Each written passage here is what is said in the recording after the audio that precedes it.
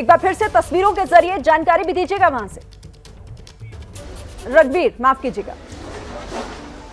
देखिए, प्रयागराज का करेली इलाका है और करेली इलाके में जावेद मोहम्मद के घर पर कार्रवाई चल रही है। और ये तस्वीर में एक बार फिर से उस बात को रिपीट करूंगा कि ये मकान ज़मींदोज़ हो चुका है। इसमें कुछ भी ऐसा नहीं बचा है कि इसको फिर से इस्तेमाल किया जाए। लेकिन आगे की जो थोड़ी सी बालकनी की का हिस्सा है, उस हिस्से को भी सरकार छोड़ना नहीं चाहती है।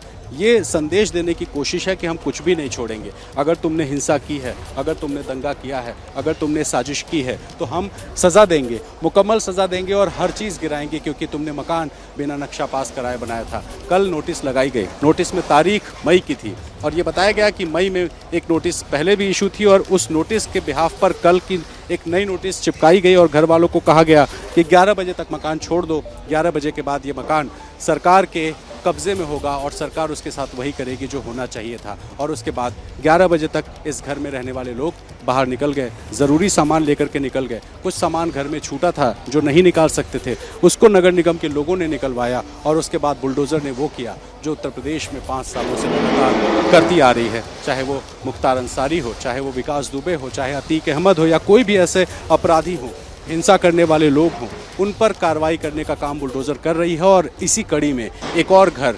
जावेद मोहम्मद का प्रयागराज में, जो प्रयागराज की हिंसा का साजिश करता बताया गया है, उसको गिराकर सज़ा दी गई है। एक सज़ा जेल में रह कर के सज़ा काट रहा है, तो दूसरी सज़ा घर खोकर दी जा रही है, घर गिरा करके दी जा रही है। जावेद मोहम्मद अब जेल में है, कितनी सज़ा होगी ये तो कोर्ट तय करेगा, लेकिन फ़िलहाल एक सज़ा घर गिराकर सरकार ने दे दी है, क्योंकि घर बिना नक्शा पास कराए बनवाया गया था और उसी आधार पर सरकार को एक मौका मिला उस साजिशकर्ता पर एक कार्रवाई करने का, जिसने माहौल बिगाड़ने की कोशिश की पिछले जुमे के दिन। और आपको बताएं कि पिछले जुमे को जब कानपुर में हिंसा हुई थी, तो कानपुर में भी स्वरूप नगर में कार्रवाई की गई। कल वहां बुलडोज़र चला तो प्रयागराज में 48 घंटे नहीं बीते कि फिर से बुलडोज़र आ गया। और आप देखिए, बुलडोज़र चढ़ा ही जा रहा है, मलबे के ऊपर चढ़कर जो भी ऊपर का हिस्सा बचा है उसको गिरा करके नीचे उसी तरह का मलबा बना देगा जो मलबा उठा करके पत्थर के रूप में पुलिस पर फेंका गया था।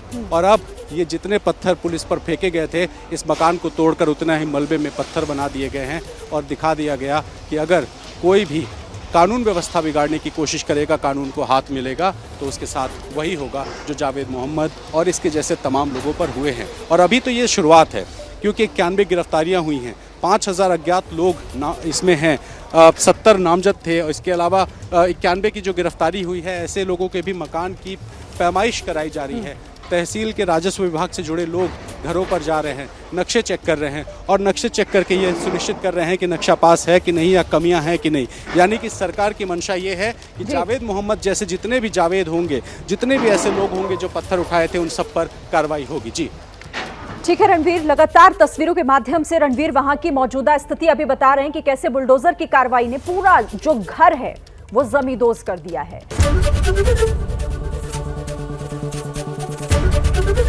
एबीपी न्यूज आपको रखे आगे।